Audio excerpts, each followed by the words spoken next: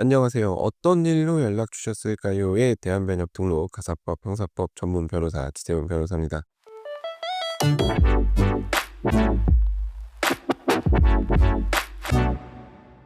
자, 오늘은 물건 가격을 속인 것이 사기에 해당되는지에 대해서 좀 얘기를 해 보려고 합니다.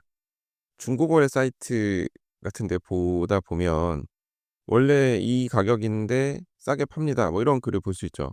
그러면서 그 근거로 특정 사이트에 올라온 물건의 가격이나 아니면 포털 사이트에서 인제 제품 검색해 가지고 나온 가격을 올려놓는 경우가 있는데, 그 가격이 터무니없는 경우가 있어요.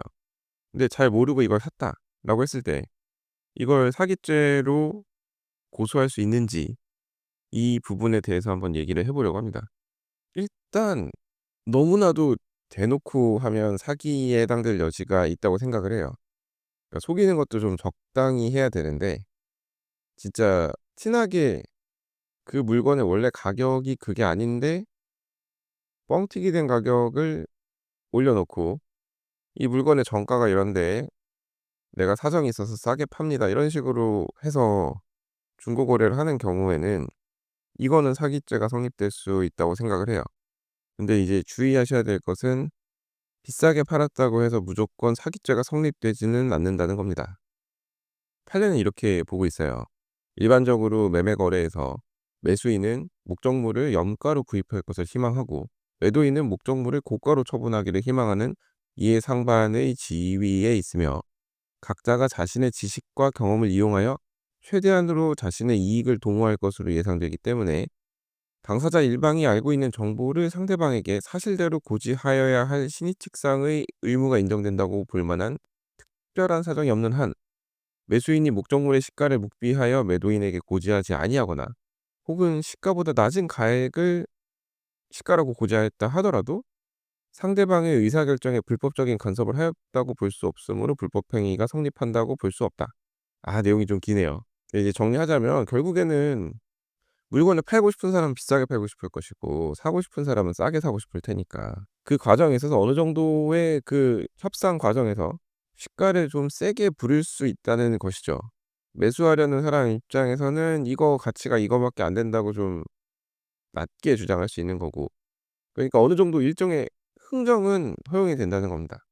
"에이 뭐 이거 가격을 이렇게나 받아요. 이거 원래 가격이 이 정도밖에 안 하던데." 뭐 이런 얘기를 매수인 입장에서 할 수 있고, 매도인 입장에서도 "에이 이거는 뭐 이래저래 해서 가격이 이 정도는 나가요. 이거 이 정도 받아야 돼요." 이런 얘기는 어느 정도 할 수 있다는 겁니다.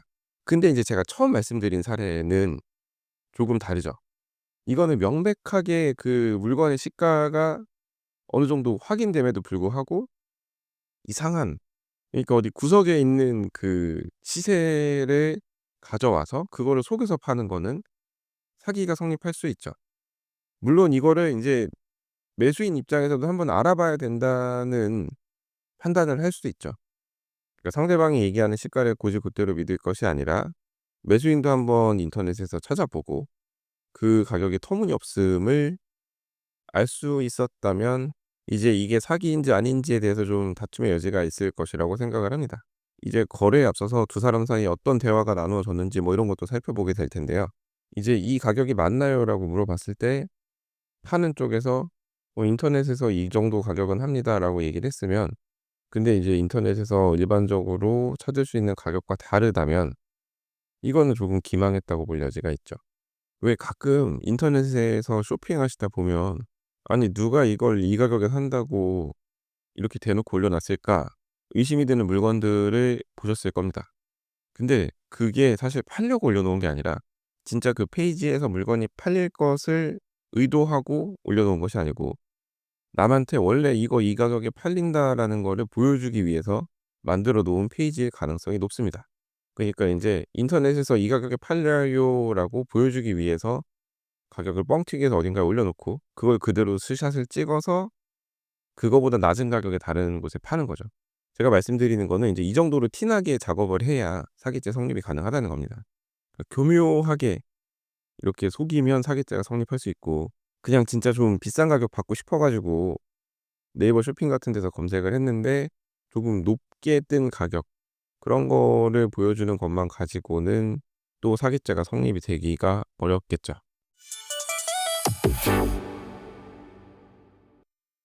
많은 분들이 인제 저한테 중고 거래할 때 사기 안 당하려면 어떻게 해야 되는지 상담을 받고자 하십니다.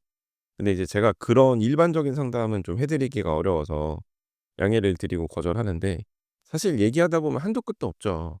중고 거래하면서 사기 안 당하려면 사실 방법이 있나요? 운이 좋아야지. 진짜 그거는 일종의 뽑기 같은 거죠, 어떻게 보면. 손해를 전혀 보지 않고 하는 중고 거래는 쉽지 않습니다. 근데 인제 그럼에도 불구하고 중고 거래하시면서 손해를 보고 싶지 않으시다면 판매자가 하는 말을 다 믿으시면 안 돼요. 하나부터 열까지 개봉, 미개봉 같이 확실하게 확인이 가능한 것 이외에는 믿으시면 안 돼요. 정품이라고 써 있으면 가품이라고 생각을 하시고, 사 놓고 한 번밖에 안 입었다고 해 놨으면 한 10번 정도는 입었다고 생각을 하시고, 이거 막상 사용해 보니 생각했던 것과 달라서 판다는 얘기는 '아 이거 실제 사용하기 어려울 정도로 좀 구린 점이 있다.'라고 생각을 하시고, 키보드 같은 것도 그래요. 막상 구매해 보니까 생각했던 것과 달라서 이상이 있는지 여부만 확인한 제품을 팝니다. 이렇게 써 있으면 하루 이틀 정도는 신나게 두드려 봤다는 얘기고, 이제 그거 열었을 때 맛반찬 같은 게 들어 있을 수 있고 생각보다 소리가 크다든지, 아니면 진짜 작동이 제대로 하지 않는 제품을 팔 수도 있어요. 근데 그거는 확인하기가 어렵죠. 키보드 같은 거 특히나.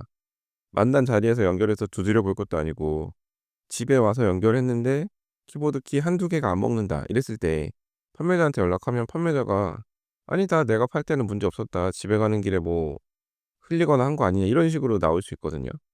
그래서 조심하셔야 됩니다.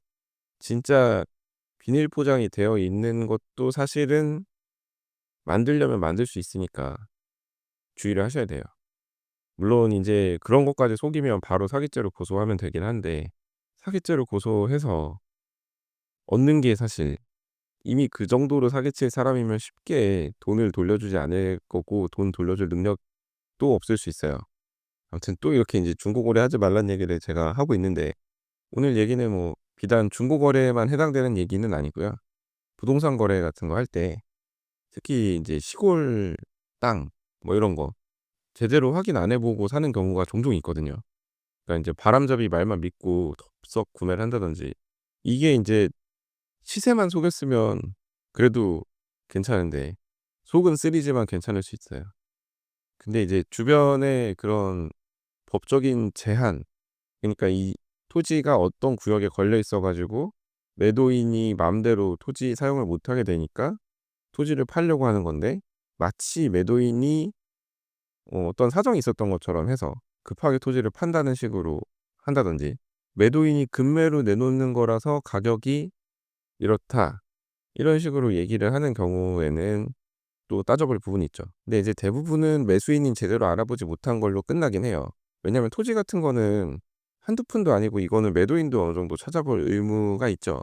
근데 이제 뭐 매도인이랑 매수인 사이에 원래 관계가 있었고 그 관계를 이용해서 매도인이든 매수인이든 상대방을 속였다 이렇게 판단될 여지가 있으면 또 다르겠습니다만, 그거 입증하는 게 보통 일은 아니죠.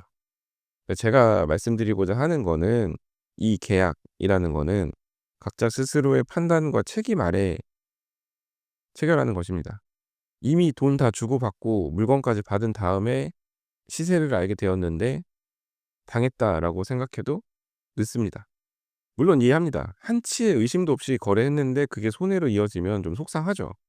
근데 법원은 어느 정도 선을 긋습니다. 파는 사람 입장에서 시세를 알면서도 알리지 않았다고 해서, 혹은 그냥 조금 세게 가격을 불렀다고 해서 상대방의 결정권을 부당하게 침해했다고 보지는 않는다는 것이죠.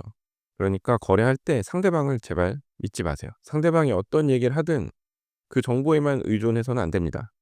법은 사실 어떤 말을 한 사람보다 그 말을 곧이곧대로 믿은 사람의 책임을 더 중하게 볼 때가 있어요.